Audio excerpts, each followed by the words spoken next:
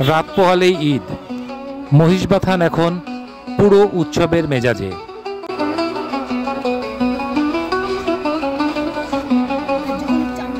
নদীর পাড়ে চলছে শেষ মুহূর্তের সাজগোজ।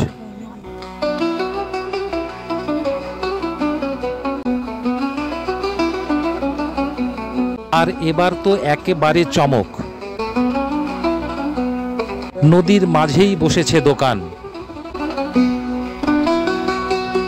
মাংস বিক্রি হচ্ছে জমজমাট।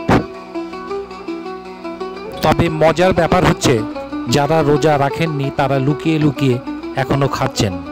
কালো কাপড়ে ঘেরা দোকান, একেবারে গোপন অভিযান। এদিকে জামা কাপড়ের বাজারও জমজমাট।